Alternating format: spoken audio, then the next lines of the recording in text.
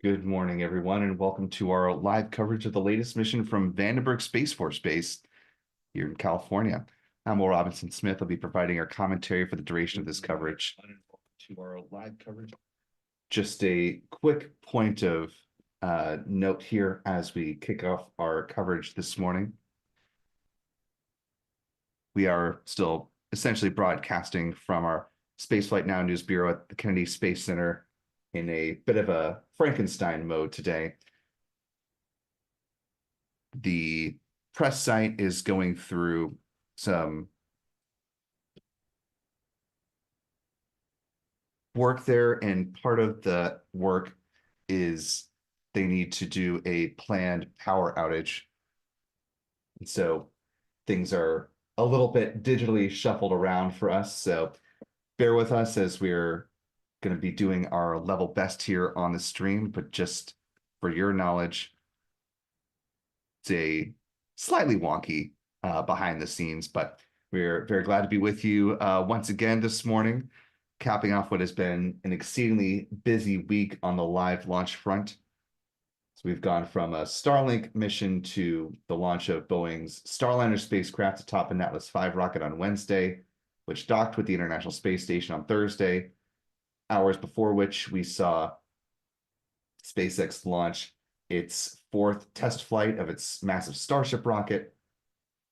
We had another Starlink mission liftoff 10-1 last night here in Florida, and we're going to cap things off, hopefully, with the launch of a Falcon 9 from Vandenberg coming up in T-minus 24 minutes, 24 seconds and counting. We do have word from SpaceX that propellant load is in fact underway. So SpaceX is committing to a T0 time of 5:58 a.m. Pacific, 8:58 a.m. Eastern, 12:58 UTC for our friends joining from around the world. Speaking from around the world, we're very glad to have our global audience with us as well. All of our international friends starting to hop in here. So we've got a range of Keith Johnson joining us from Palm Springs to the Bayua.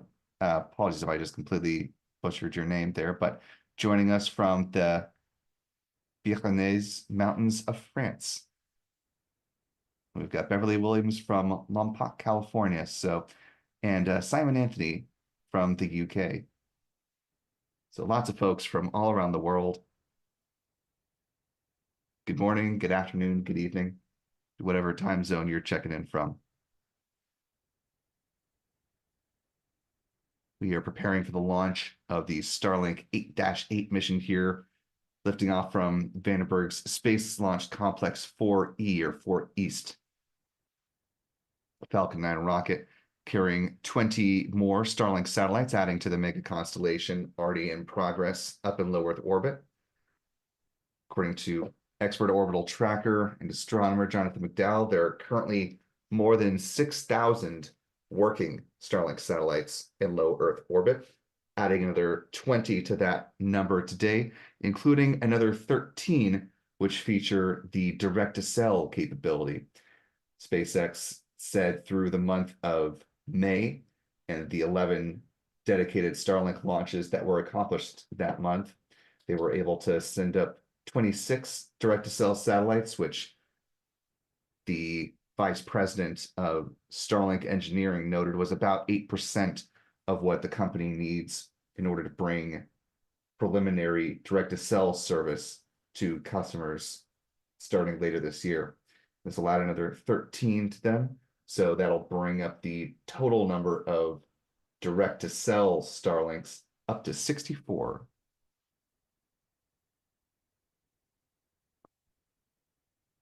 I want to thank the little over 1,000 of you who are joining with us live as we're kicking things off.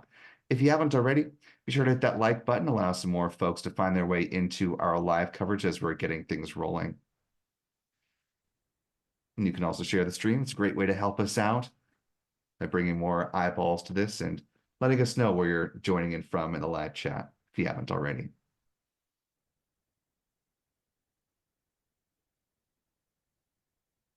I also want to thank our moderator team for being with us last night. I see Callistia Lee is back up and at us again this morning. Good to see you, Callistia. Hope you're doing well.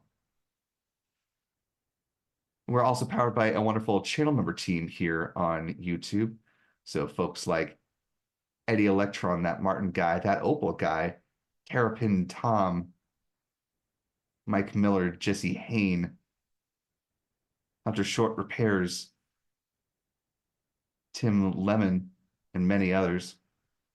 Channel membership comes with a number of perks, including discounts at our online shop. Oh, and Butterfly, good to see you again this morning.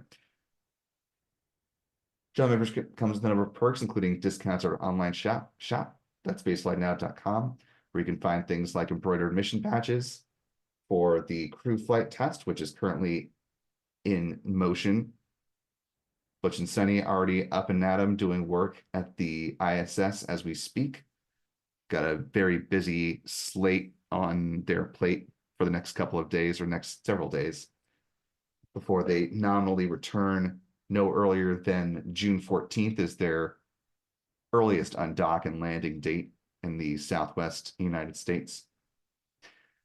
At our shop, you can also find the mission patch for the forthcoming Crew 9 mission flying aboard a SpaceX Crew Dragon spacecraft.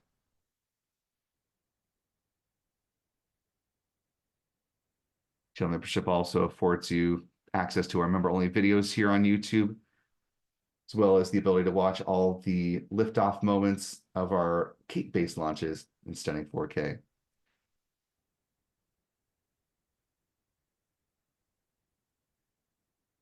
And to channel member Butterfly, I think Spaceflight Now doesn't sleep. It certainly feels like that this week.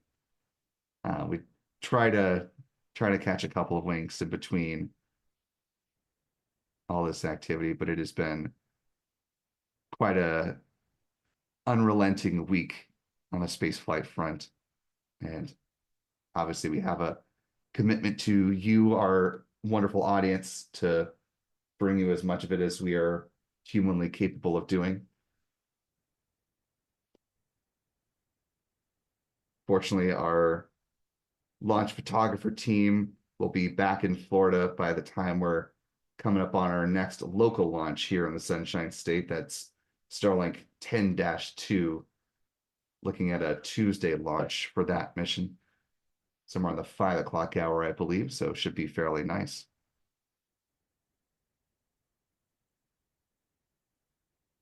And yet, Butterfly, that will also be a northeasterly trajectory launch heading up to the 10th shell of that constellation.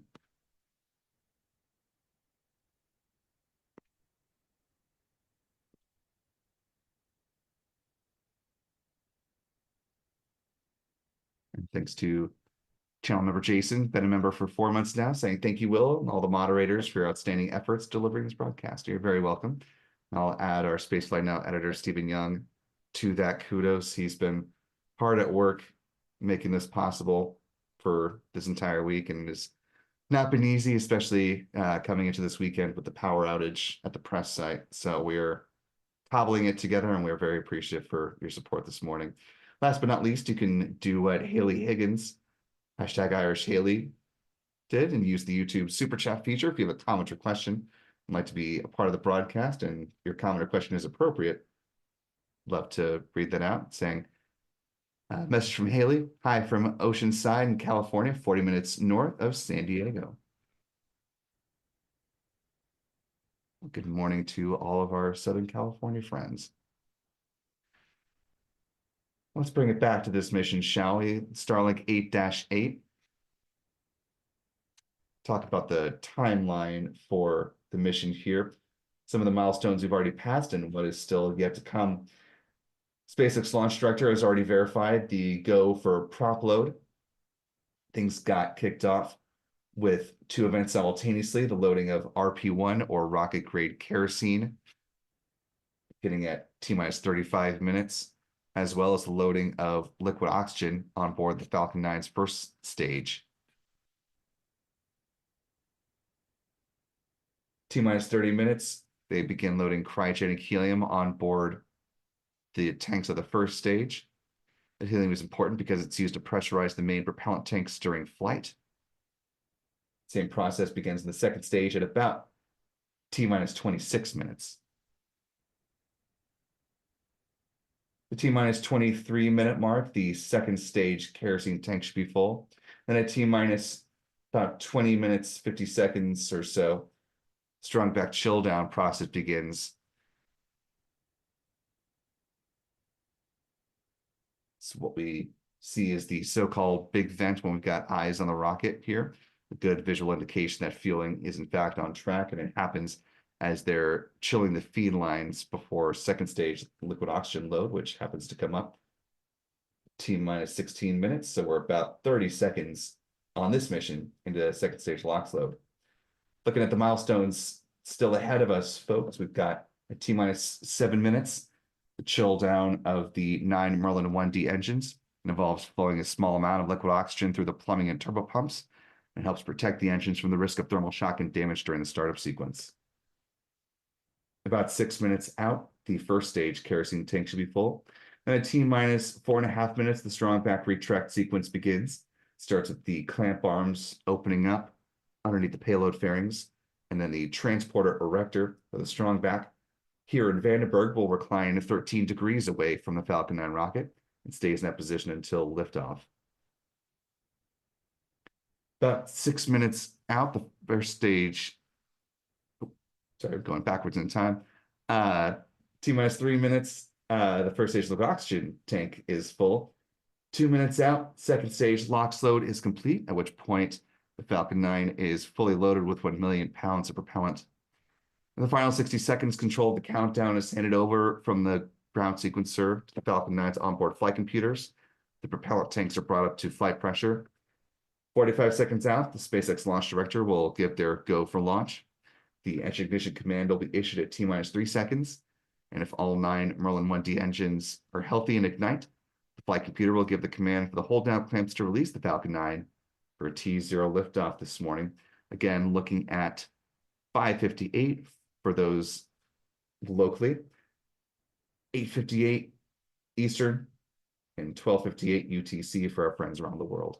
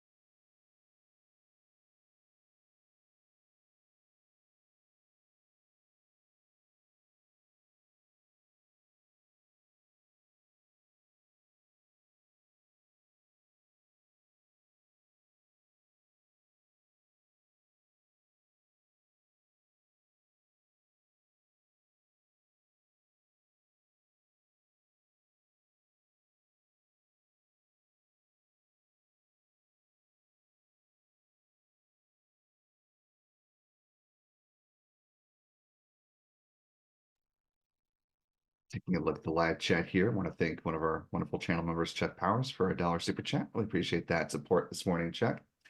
As we continue to roll on, let's go ahead and look at the trajectory for this particular mission, let you know where this rocket is going to fly once it does leave the pad here at Space Launch Complex 4 East.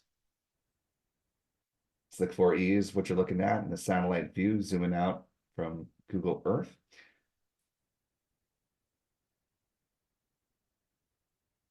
If the Falcon 9 leaves the pad, we'll fly in a southeasterly trajectory, scooting along the coast of California and Mexico, landing in the Pacific Ocean on the drone ship, Of Course I Still Love You.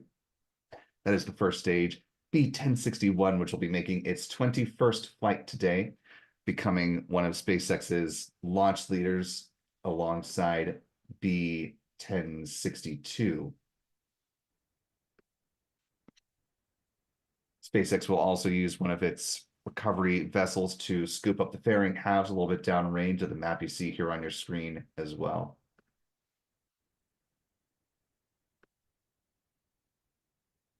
SpaceX saves about $6 million per recovery. So it's an important part of their business model to make sure that they can reclaim their payload fairings as often as possible.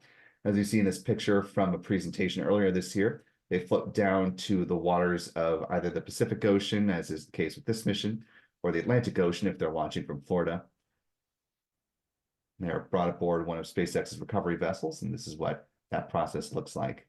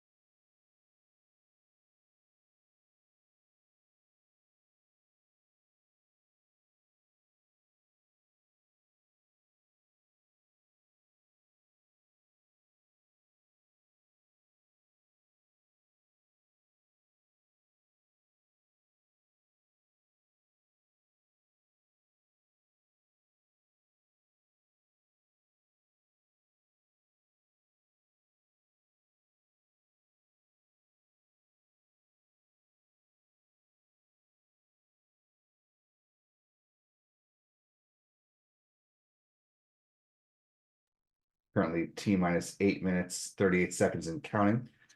Taking a look at the payload on deck today, of course, 20 Starlink satellites.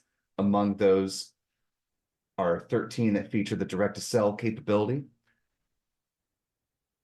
each clocking in at about 1,760 pounds, or about 800 kilograms. With their solar panels unfurled, they have a wingspan of about 100 feet, or 30 meters. They use argon Hall thrusters for in-orbit maneuvers. They were built in Redmond, Washington. Will be deployed about 180 miles or 290 kilometers in altitude at a 53-degree inclination.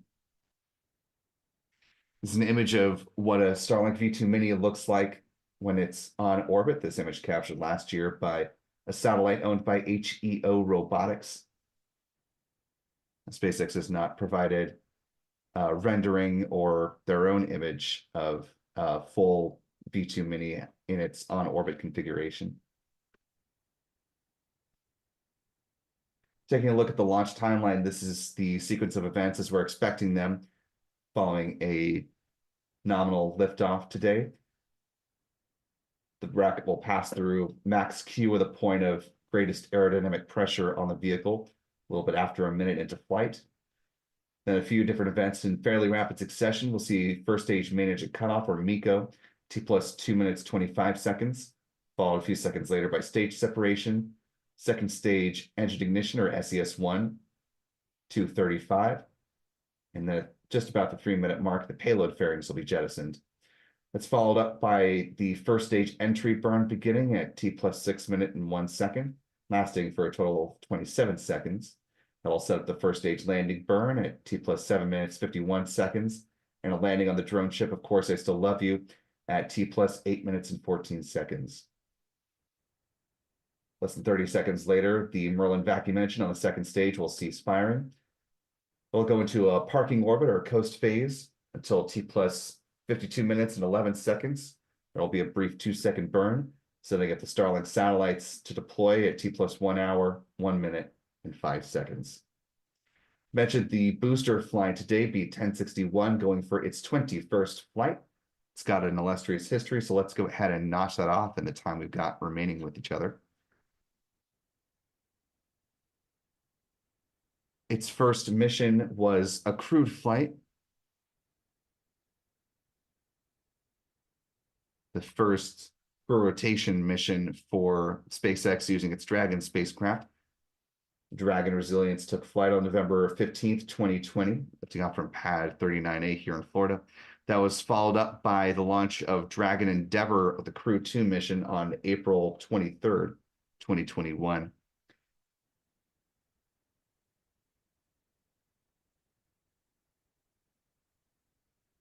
If you enjoy Sirius XM, you could thank this Falcon 9 booster for launching one of the satellites that supports that network, or SXM number 8, launched on June 6, 2021.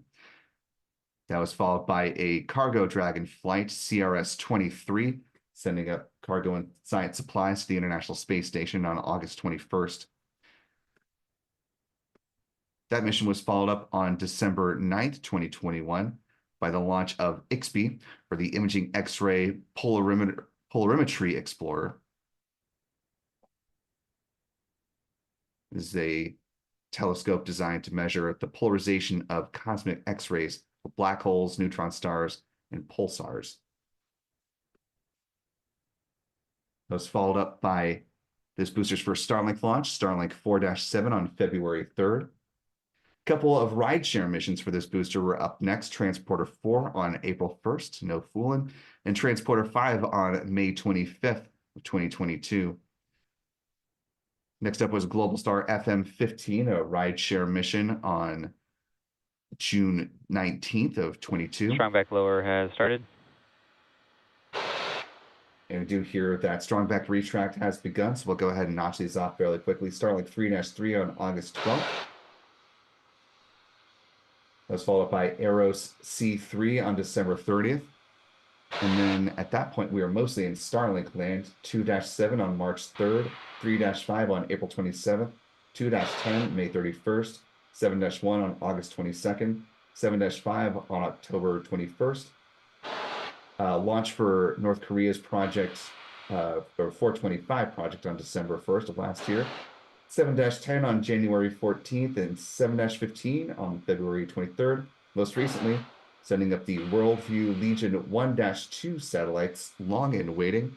And that, of course, brings us to today, where we now have, and I'll use this term generously, views of the Falcon 9 rocket. It is a very Vandenberg day here at Vandenberg. Early morning fog, obscuring views of what I assure you is a Falcon 9 rocket standing at the pad, Space Launch Complex 4 East. As you heard the call out from SpaceX, now less than 3 minutes away from liftoff in real time. You'll notice a slight discrepancy between, well, our contact launch just vanished just to simplify things. Stage 1, LOX load complete. Hear that call out for LOX load wrapping up on the first stage. Once we hit T-minus 2 minutes, they'll complete LOX load on the second stage, and that will wrap up fueling on this Falcon 9 rocket. It'll be full 1 million pounds of propellant.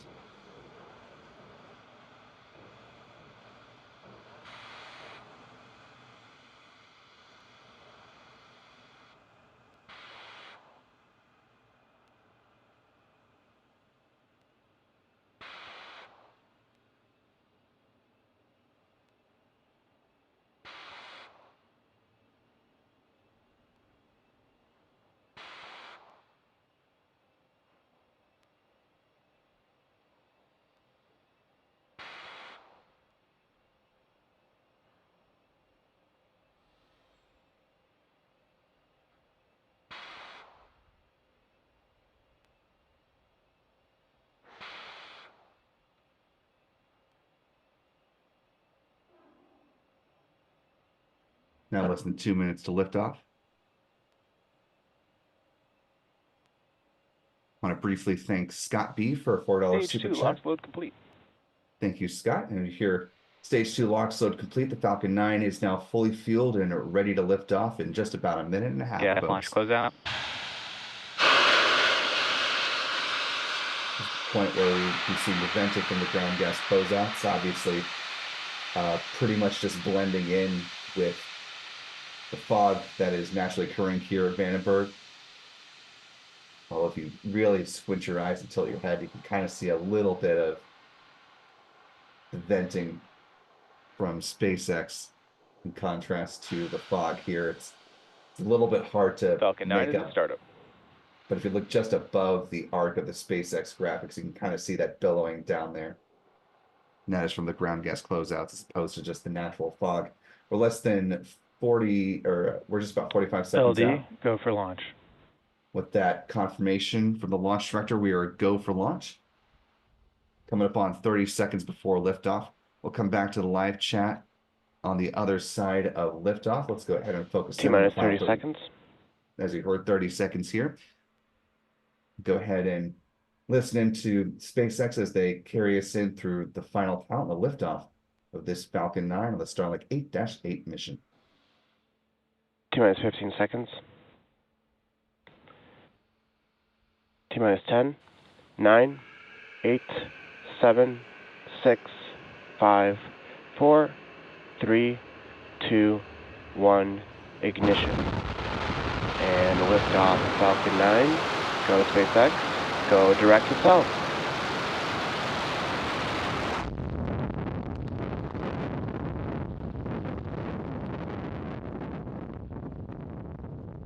Vehicle is pitching downrange.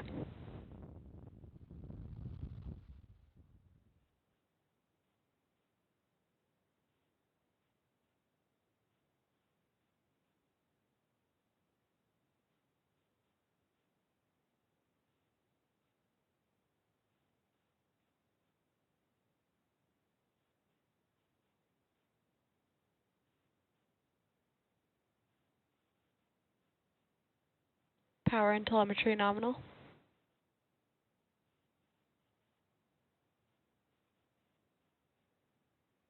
Mach 1.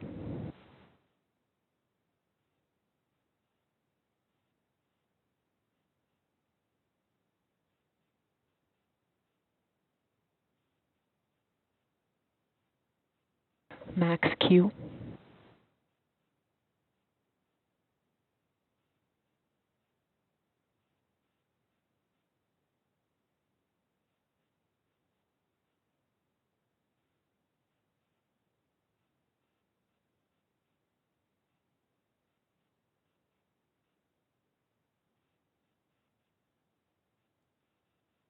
And a good, if not entirely obscured, ascent from the Falcon 9 rocket, but getting some beautiful views of our little blue marble here. Seeing the curvature of the Earth off on the left-hand side of the Falcon 9 rocket from this first stage camera view. Again, we're coming up on a few events in fairly rapid succession here as the Falcon 9 continues to climb. We'll see main engine cutoff or MECO at T plus 2 minutes and 25 seconds. That will be followed by stage separation 3 seconds later. Then second stage engine start, that Merlin vacuum engine will ignite at T plus 2 minutes, 35 seconds.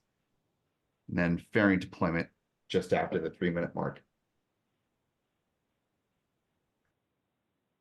Some views here from inside the inner stage. Stage separation confirmed.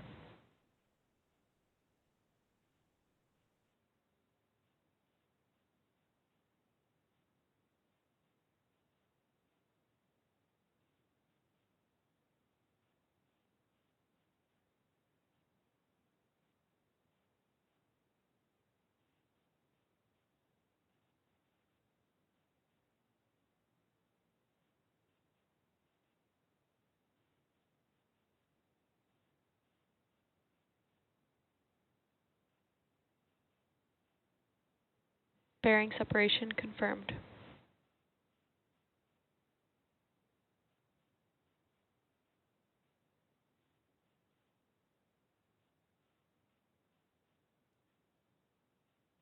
And several good events there in rapid succession. You saw those payload fairings falling away.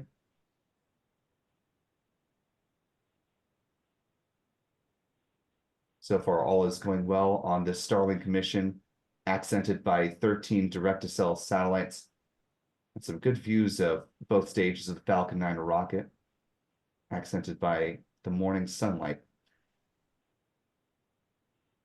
Coming into the 4th minute of the mission here, the next milestone we're looking at is first stage entry burn beginning. That'll start at about T plus 6 minutes and 1 second.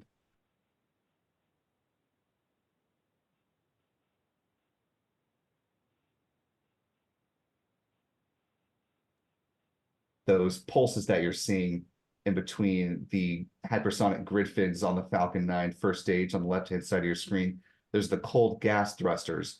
They help adjust the attitude or the positioning of the Falcon 9 first stage booster as it begins to orient itself in a good configuration so it can make its way eventually down towards the drone ship. Of course, I Still Love You, positioned out in the Pacific Ocean. Again, this will be the 21st landing for this particular booster on that drone ship, or the 21st landing of this booster in total. For that drone ship in particular, this will be landing number 92 since it was first put into operation. This will be the 318th booster landing to date for SpaceX if successful.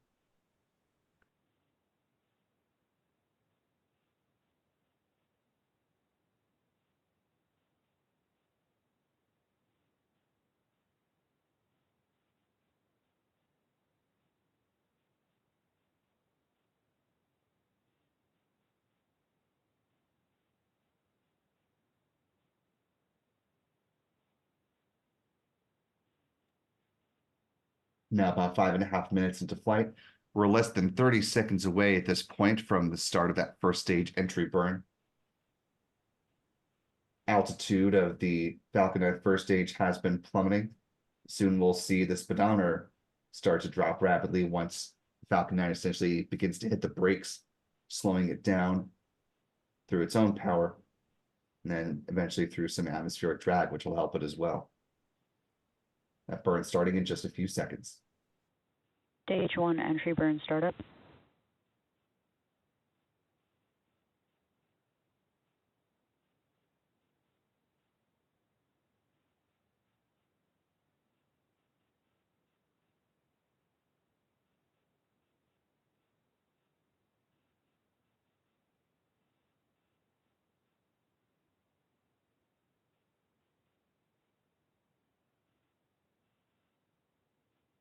Stage 1 entry burn shutdown.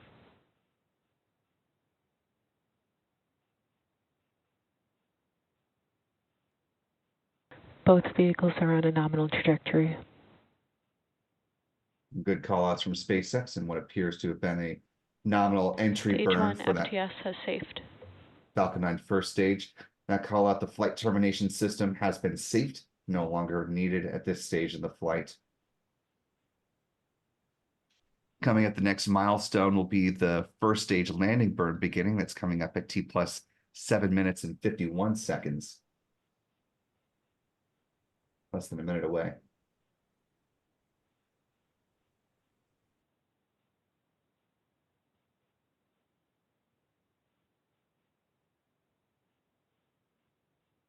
Stage 1 transonic. Stage 2 FTS has safed. Some good call outs there. Falcon 9 now traveling below the speed of sound concerning the first stage. Coming up on the start of that landing burn. Now about 10 seconds away. Stage 1 landing burn.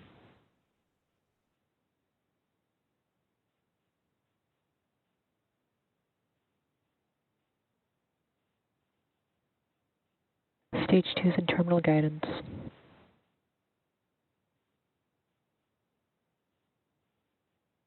Landing leg deploy.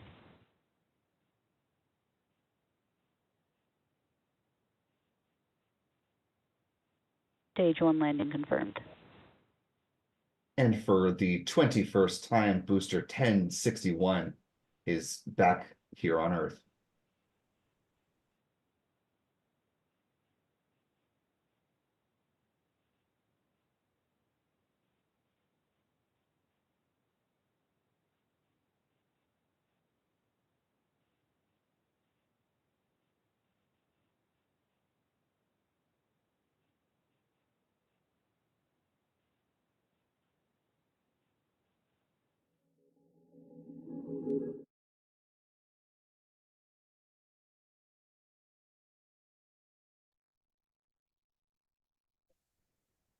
And while we didn't hear the call outs, assuming SpaceX was able to go into a nominal parking orbit,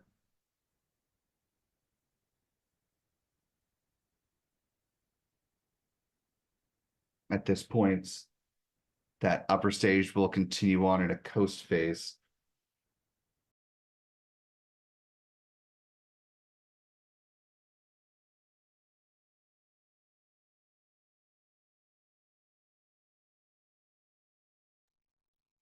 That'll continue on until T plus 52 minutes and 11 seconds, bringing up a short 2-second burn, positioning the upper stage to deploy the Starlink satellites, the 20 of them on board at T plus 1 hour, 1 minute, and 5 seconds. Sometime after that, there will be a third and final burn of that upper stage, driving it back into the atmosphere where it will burn up, helping to eliminate space debris on this mission, part of SpaceX's nominal protocol for being a good steward of the low Earth orbit environment. Before we go ahead and close things out with our mission stats, I want to thank a few more folks for your support that we weren't able to get to before liftoff. Thanks to Butterfly for being a channel member for now 5 months. Glad to have you with us these months, Butterfly. And Butterfly says, or asks, I should say, will the Florida launches be going northeast more regularly? Well, as far as those going to the 10th shell, that does appear to be the case. That is the trajectory of those launches. So assuming that we are now done with the 6th shell, and they'll be focusing on the 10th from Florida, or even if they launch again to the 8th shell, both of those have a northeasterly trajectory. So it's going to be the majority of our launches for a little while. And that includes, of course, the launch of SpaceX's Crew 9 mission heading up to the International Space Station will also fly a northeasterly trajectory. Good question. Ruben has been a member for 2 months, saying hello for all. Hello to all, I think is a slightly typo there. But hello to you, Ruben. Glad to have you with us. And Butterfly chipping into the coffee fund. Really appreciate that. Saying thanks for a great 5 months. Hopefully the next 5 are just as great, if not greater. And finally, Vanessa G with a $5 super chat, a little bit of support here to begin to close us out, as we'll go ahead and turn now to our mission stats.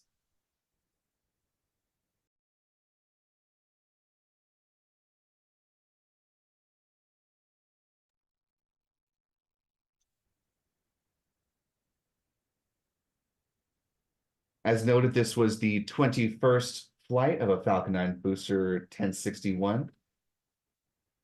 This was SpaceX's 345th Falcon 9 launch to date, their 60th Falcon launch of the year. They are now 1 shy of tying the total number of launches they accomplished in all of 2022. That record tying launch coming up, anticipating on the Tuesday evening, possibly a Wednesday. Keep an eye on that. Be sure to head over to spaceflightnow.com and check our launch schedule for updates. This is SpaceX's 62nd launch of 2024 in total, including the now 2 suborbital test flights of its Starship rocket from South Texas. This was the 114th orbital launch within the last 365 days. This was the 80th orbital launch from Space Launch Complex 4 East, and the 148th overall orbital launch from Slick 4E as well. Number 19 from Vandy this year. Moving on to some recovery stats. This was the 92nd booster landing on the drone ship, Of Course I Still Love You, the 249th SpaceX drone ship landing to date, and the 318th Falcon booster landing as well. Finally, for some industry stats, again, this is the 19th orbital launch from California, the 64th from US soil, the 70th orbital launch from a US rocket company this year, and the 116th orbital launch from around the world. Here's where we are on the global pie chart. We've got the US with 70 missions, 60% of the pie. China with 30 flights, 26%, with a slight mishap on one of those missions. Russia comes in at number 3, 8 missions or 7%. Japan, 3 missions, but 1 mishap. North Korea is the other one with the mishap on the year, on their 1 and only flight so far. India and Iran with 2 orbital launches apiece. And that will go ahead and close things out. One last super chat here from one of our wonderful channel members, Mel Roberts Harold, saying, man, will this always gives me goosebumps? Or will this always give me goosebumps? I hope so. There's the right read on that. I mean, it's always exciting to see spaceflight happen in real time, even if it's obscured by a little Vandenberg fog. We'll go ahead and forgive them for that. Not much they can do about the conditions of where they are. But the launch went forward, and that's the most important thing. And folks, now we'll close out what has been a very, very busy week of space launch coverage, and we certainly appreciate you being here with us for the run of it, for whatever piece you've been here with us, whether it was for one of now 3 Falcon flights, the Atlas V launch of Butch and Sunny on a Starliner spacecraft, or the Starship launch from Southern Texas. Of course, you can find all those live launch broadcasts that live in perpetuity here on the YouTube channel. If you want to go back, scrub through them, see your favorite moments, they will live on for you. We certainly appreciate your support of spaceflight now. We know you have your options when it comes to live launch broadcasts, and we certainly appreciate you spending your time with us. So for Stephen Young and our wonderful moderator team and all of us here at Spaceflight Now, I'm Will Robinson Smith. Remember, be good to yourselves, be good to others. Have a wonderful rest of your weekend, and we will see you next time, folks. Bye-bye.